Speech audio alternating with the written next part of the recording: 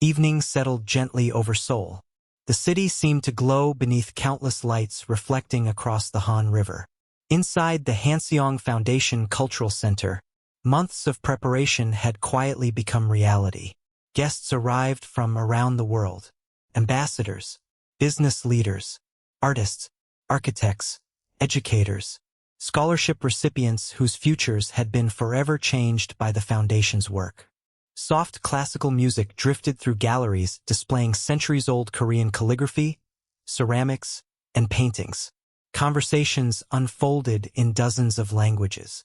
Different nations, different cultures, one shared purpose: to celebrate the enduring value of understanding one another. Naomi paused just inside the entrance. She allowed herself a moment to simply observe. The evening possessed a quiet elegance.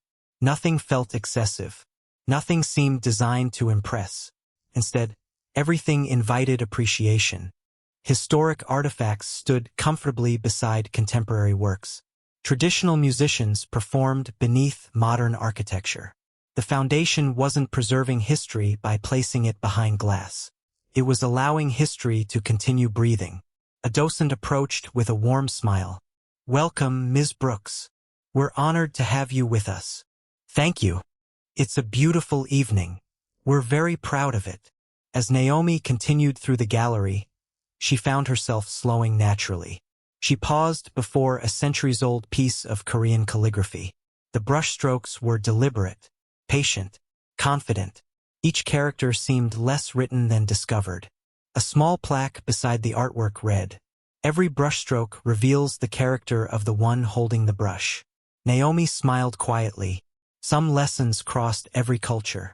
Elsewhere in the gallery, Kang Min-jun welcomed guests with the same calm professionalism Naomi remembered from the conference. He greeted each visitor personally, remembered names, asked thoughtful questions, introduced strangers who might benefit from knowing one another. There was no performance, no carefully cultivated charisma, only genuine hospitality. As he finished speaking with the ambassador from Singapore, June approached discreetly. "Our final international guest has arrived." Min-jun nodded. "Thank you." He glanced toward the entrance almost absent-mindedly. And there she was, Naomi Brooks. She stood studying the calligraphy rather than searching the room, exactly as he might have imagined. For the briefest moment, he simply watched, not because she looked beautiful, although she certainly did, but because she was doing precisely what had first captured his attention. She was curious. He waited until she finished reading the accompanying description before walking toward her. No urgency, no hesitation, only quiet certainty. Naomi sensed someone approaching. She turned. For a fraction of a second, neither spoke. Then both smiled. Not the polite smile exchanged between acquaintances. The genuine smile reserved for someone unexpectedly familiar in a distant place. "Welcome back to Seoul." Min-jun's voice carried the same calm warmth she remembered. "Thank you. It's good to be back." He glanced toward the calligraphy. "I wondered whether you'd find this piece." She looked at him with amused curiosity. "You wondered that specifically?" "I remembered how carefully you observe things, and I suspected you would begin here before finding the ballroom." She laughed softly. "I suppose I've become predictable." "I don't believe predictable is the word." He considered it for a moment. "Consistent." She smiled. "I'll accept that." For a comfortable moment, they stood together studying the artwork. Neither seemed compelled to fill the silence. Finally, Naomi spoke. "I've been thinking about something since our last conversation." Min-jun looked toward her. "You said tea was about making time." "I did. I don't think I understood what you meant until I returned home." He listened quietly. "In Washington, everyone makes appointments, schedules meetings, finds 30-minute windows." She glanced around the gallery. "This evening doesn't feel scheduled. It feels—" She searched for the right word. "Intentional." A thoughtful smile crossed his face. "I think that's a better translation." A foundation trustee approached. "Pardon the interruption. Mr. Kang, the opening remarks begin in 5 minutes." "Of course." Min-jun nodded politely before turning back to Naomi. I'll have responsibilities for a little while. She smiled knowingly. I assumed you might. He hesitated just long enough to add, I hope you'll stay after the program.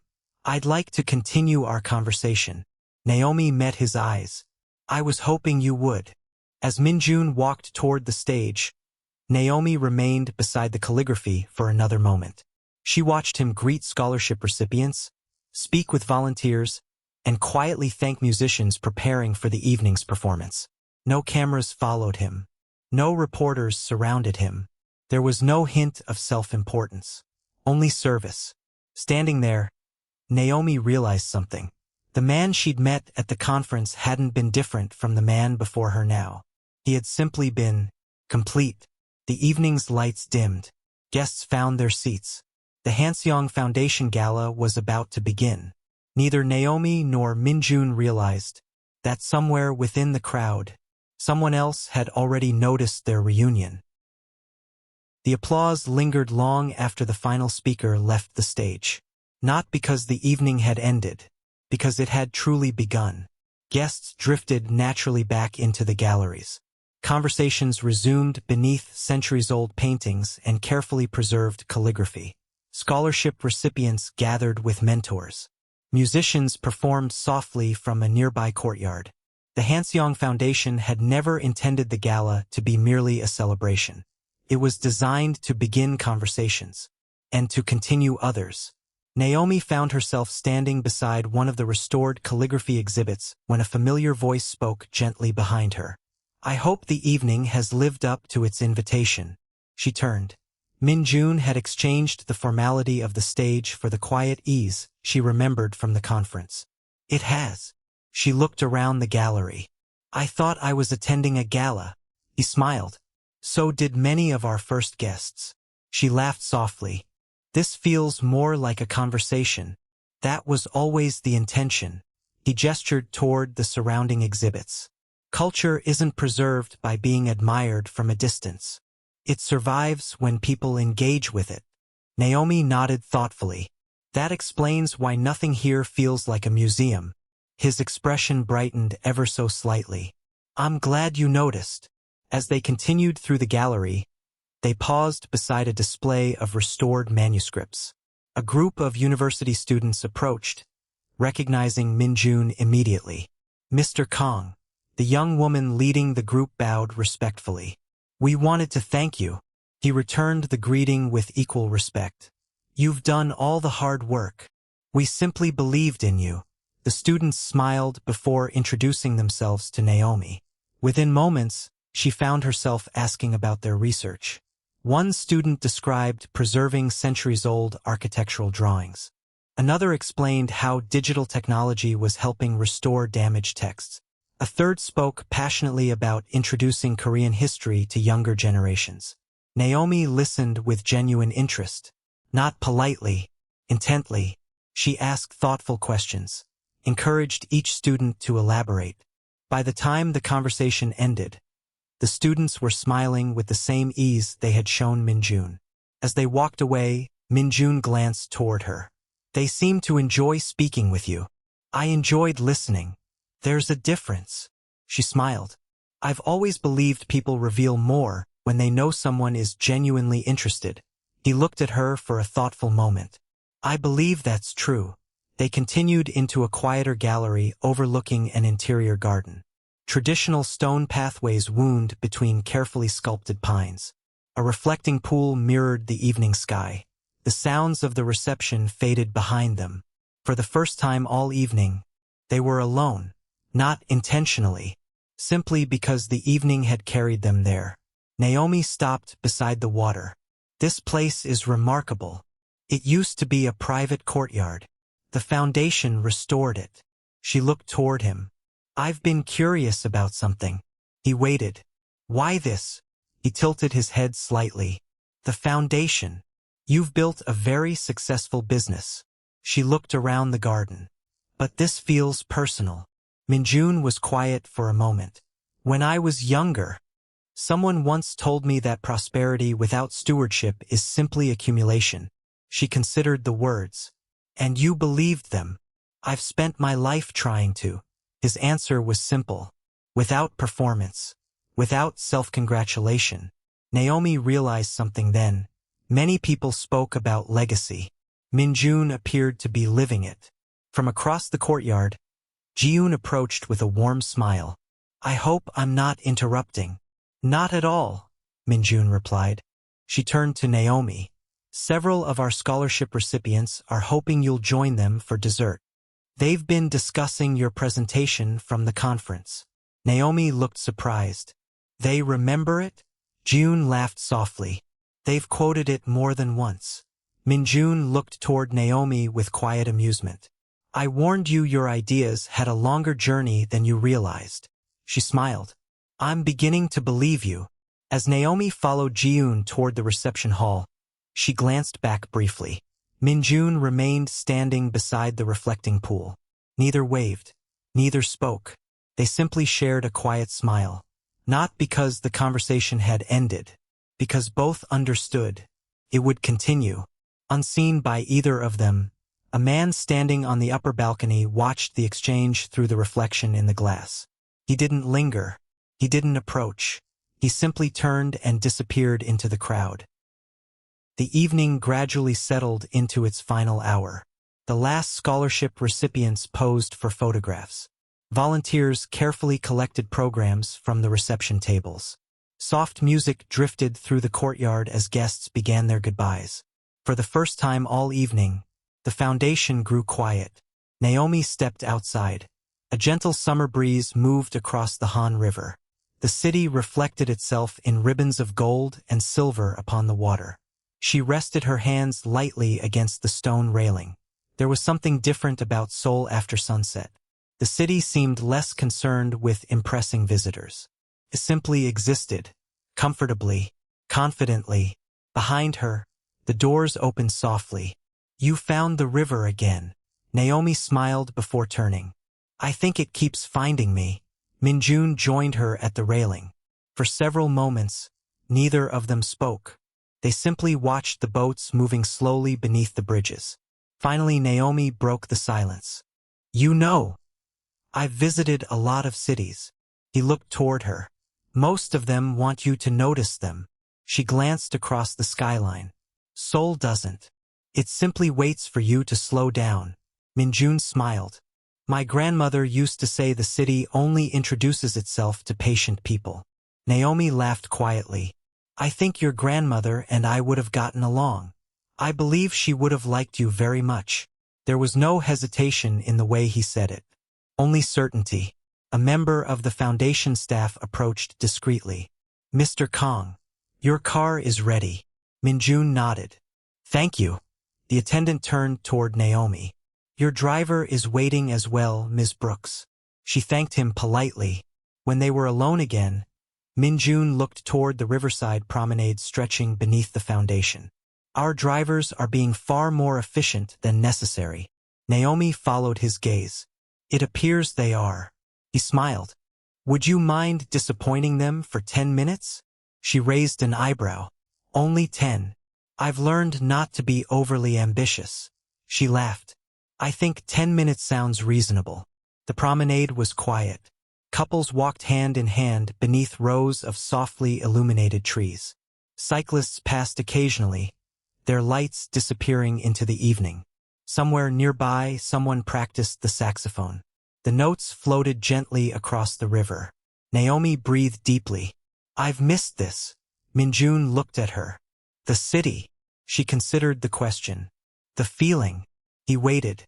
When I returned to Washington, everything resumed exactly where I'd left it. My calendar. My meetings. My clients. They're all things I love. She paused. But I realized something. I had forgotten how to leave room for moments that weren't productive. He looked toward the water.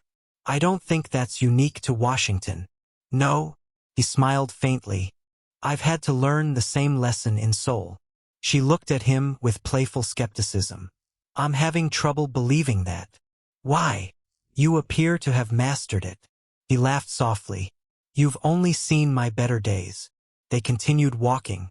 The conversation drifted naturally from work to travel, from favorite books to childhood memories. Naomi told him about growing up in Baltimore, where summer evenings often meant sitting on her grandmother's porch listening to neighbors tell stories. Min-jun spoke about spending childhood weekends in the mountains outside Seoul with his grandfather, learning that silence could sometimes teach more than conversation. Neither noticed how much time had passed. Eventually, they reached a small pedestrian bridge overlooking the river. They stopped. The city stretched endlessly around them. Naomi rested her elbows lightly against the railing. "Can I ask you something?" "Of course. What made you stay?" He looked surprised. "In Seoul. You've traveled. You've built businesses around the world. You could live almost anywhere. So why stay here?" Min-jun watched the river for several moments before answering. "Because every time I leave, this city reminds me who I am when I come home." Naomi didn't respond immediately. She simply looked back across the skyline. Then she nodded. "I understand that." She realized she truly did. Her phone vibrated gently. The driver, waiting patiently. She smiled apologetically. "I think we've exhausted everyone's professionalism. I suspect they're accustomed to waiting." He looked toward the hotel district in the distance. "But I probably shouldn't test their patience much longer." They began walking back. Neither hurried. When they reached the waiting cars, the drivers stepped forward simultaneously. Naomi turned toward him. "Thank you. For the evening." He shook his head gently. "No. For returning." Their eyes met. Not with uncertainty. With recognition. The feeling that something unfinished had quietly begun again. Naomi entered her car. As it pulled away, she glanced back through the window. Min-jun remained standing beneath the warm lights of the foundation entrance. Not watching the car disappear. Simply watching until she could no longer see him.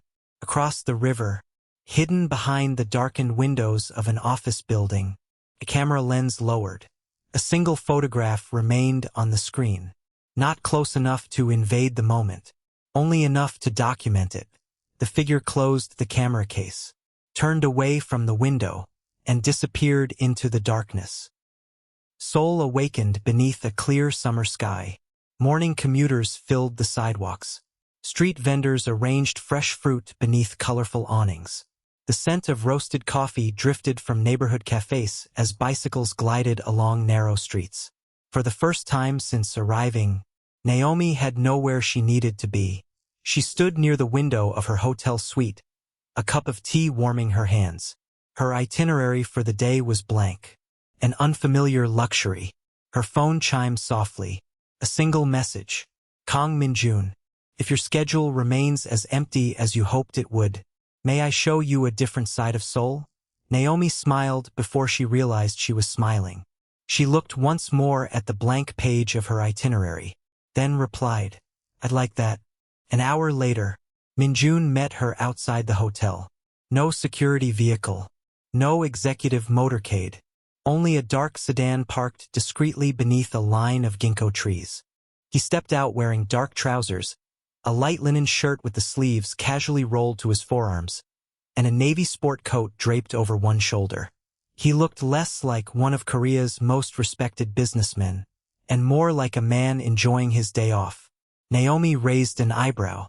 "I almost didn't recognize you." "I'm relieved." She laughed. "I was expecting another perfectly tailored suit. I own other clothes." I wasn't entirely convinced. Instead of driving into the financial district, they headed toward the older neighborhoods north of the river. The streets narrowed. Glass towers gave way to stone walls, wooden gates, hidden courtyards, small bookstores, independent cafes, artisans whose workshops had occupied the same buildings for generations. Naomi slowed naturally. "This feels like another city." "In some ways," Min-jun said quietly. "It is."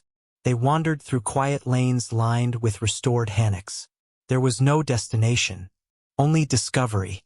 At a small stationery shop, Naomi paused before shelves filled with handmade journals and fountain pens. The elderly shopkeeper greeted Min-jun with familiar warmth. "You've been away too long." He smiled. I've been reminded of that. The shopkeeper's eyes shifted toward Naomi. And your friend, Min-jun answered without hesitation. Someone who's learning to appreciate Seoul. The old man nodded approvingly. A wise city to know. Naomi picked up a leather-bound notebook, running her fingers across its hand-stitched spine. It's beautiful, the shopkeeper smiled. Made by my granddaughter. Naomi admired the craftsmanship before gently placing it back. A moment later, Min-jun quietly purchased it while she examined a display of fountain pens. He said nothing. The shopkeeper wrapped it in simple cream paper. No ribbon, no flourish.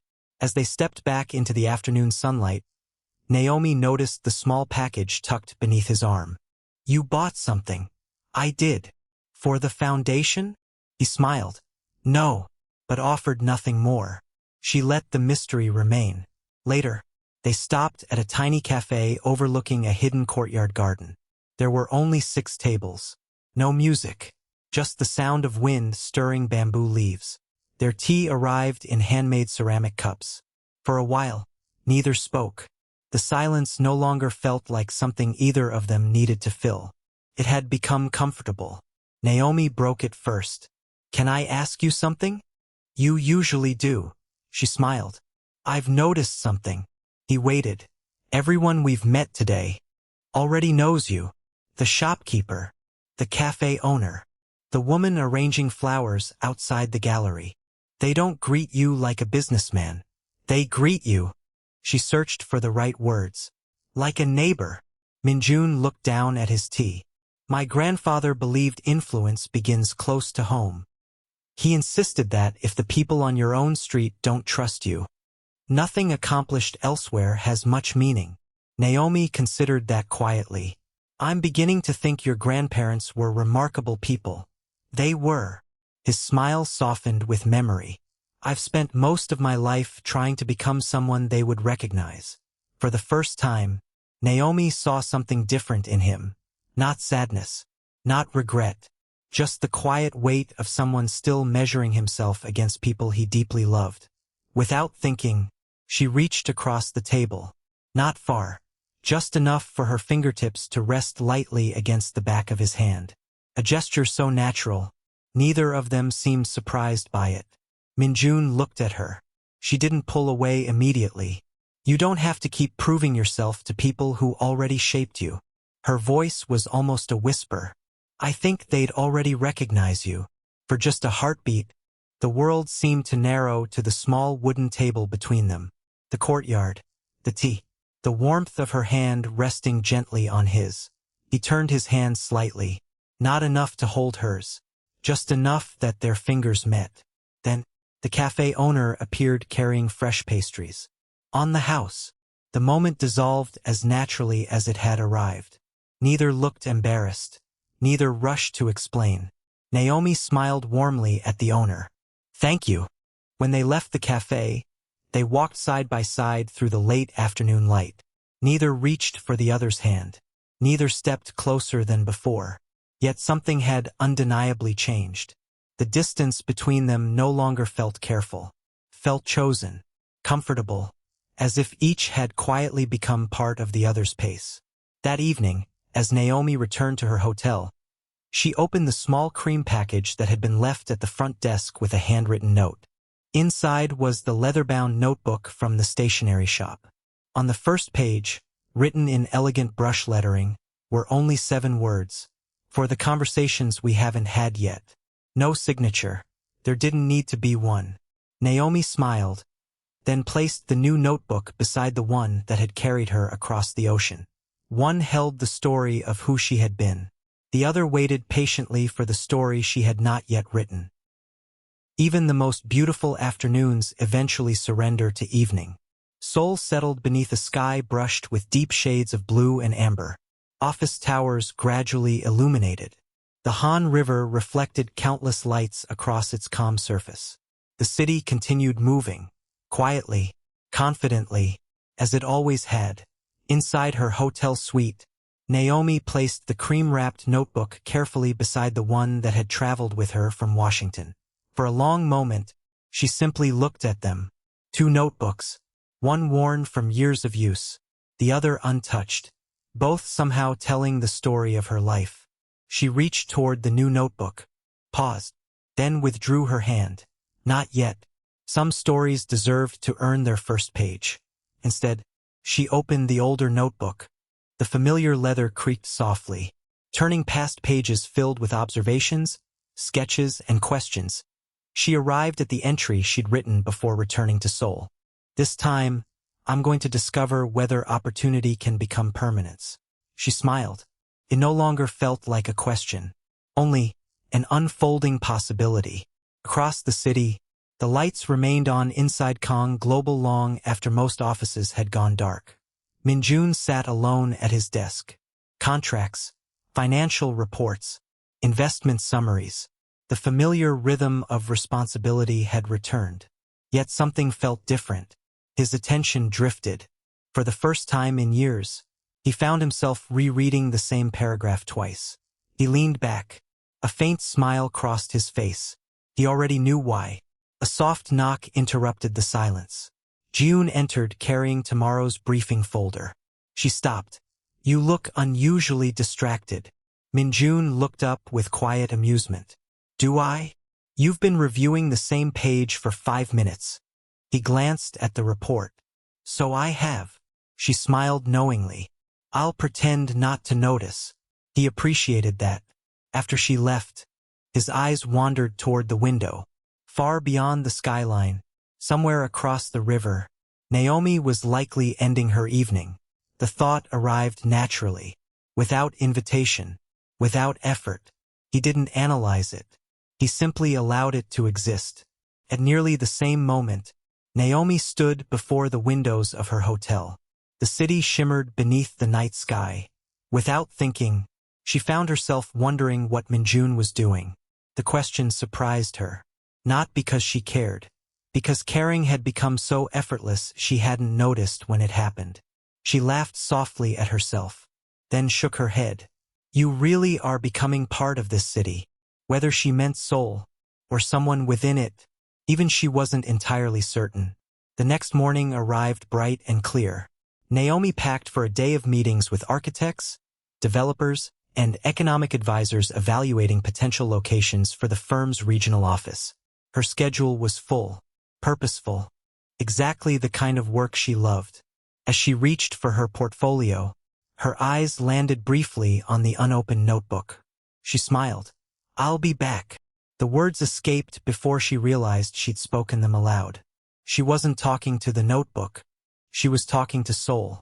Across town, Min-jun prepared for a board meeting. His assistant reviewed the day's schedule. Meetings, investors, government officials, international calls. Then, your afternoon has one unscheduled hour. He looked up. I do. You asked me to leave it open. For a moment, he couldn't remember why. Then he smiled. Leave it that way. The assistant nodded, puzzled.